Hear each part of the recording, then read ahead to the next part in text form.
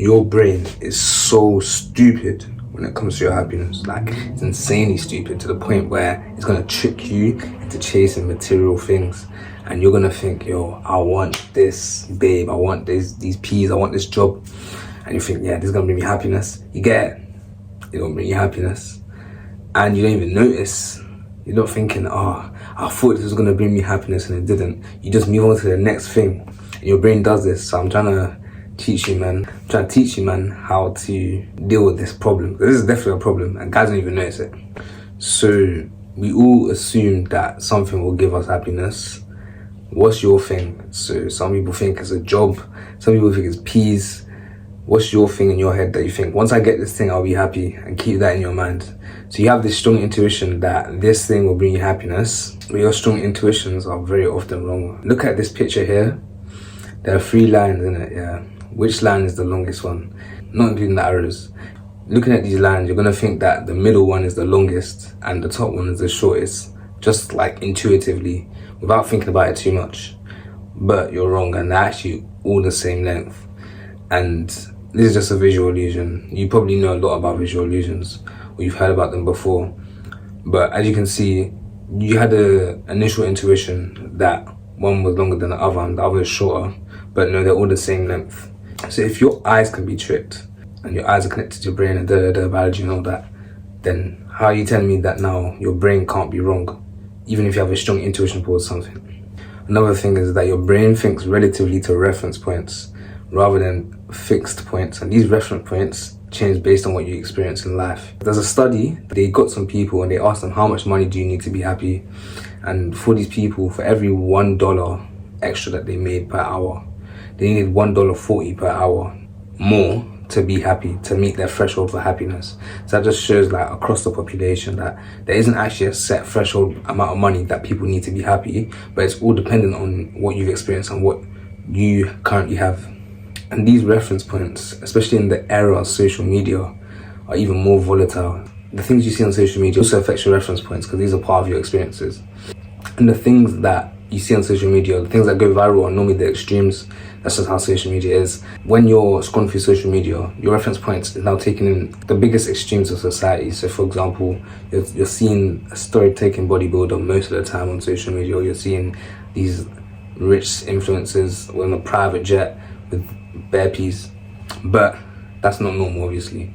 But you're seeing that, and that's affecting your reference points. And how are you gonna think that what you have is fine when your reference point is being adapted by those things that I mentioned earlier? Now, even if you eventually get the things that your brain is telling you that you want, if you eventually meet these reference points, you're eventually gonna get used to it.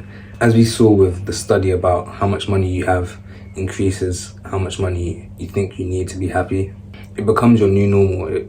It's something that you're experiencing, and that adjusts your reference points. And once your reference point is adjusted, then it's something that no longer brings you happiness, and it's just something that you have, and you're on to looking towards the next thing to bring you happiness. Your brain doesn't even clock this. Your brain is just like, this don't make me happy, what's gonna make me happy? And it's on to the next thing.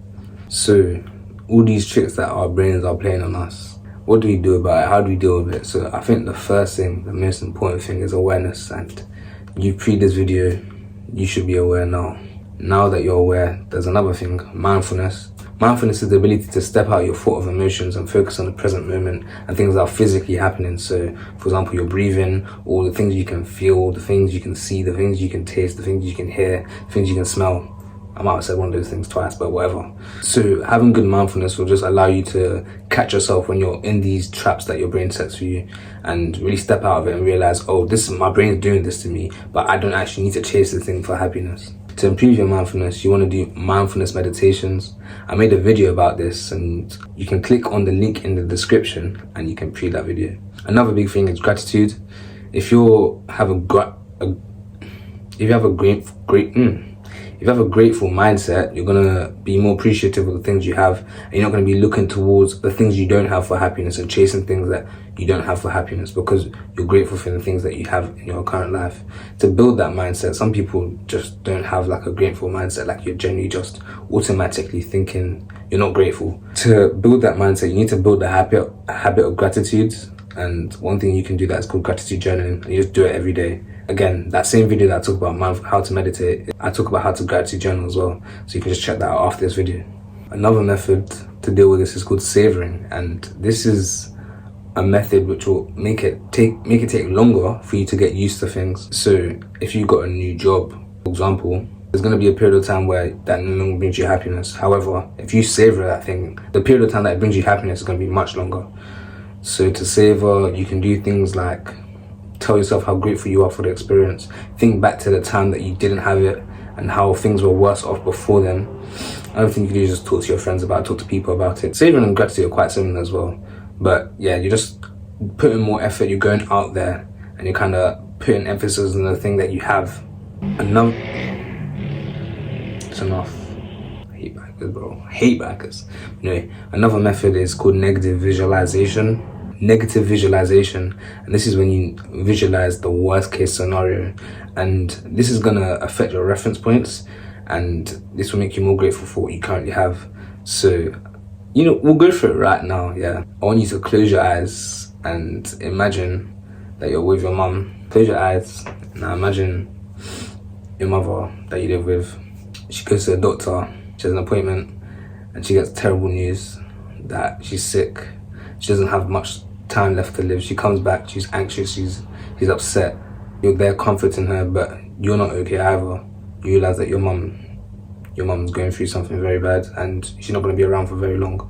Think about over the months and days that you see her, you see that because she's now known that she's about to lose her life, she's physically deteriorating, and the woman that you once knew had so much joy, so much cheer in her life, is losing it all. She's physically looking worse and worse and worse. And then that terrible day comes about. You're driving home from the hospital with your family, try and numb the pain. But it's over and you'll never see her again. You'll never hear her voice again. I might shed a tear. But you can imagine why that's so powerful, and it really it adjusts your reference points, and you're kind of comparing yourself to your current situation to something much worse. That type of thing makes you really more appreciative for the life that you have. So obviously our brain plays these tricks and makes us think these certain things will make us happy, but what are the actual things in life that makes us happy? If you want to find that out, click on the subscribe button below and turn on the post notification so you can get notified on the next video, because my next video will tell you the things that actually make you happy scientifically.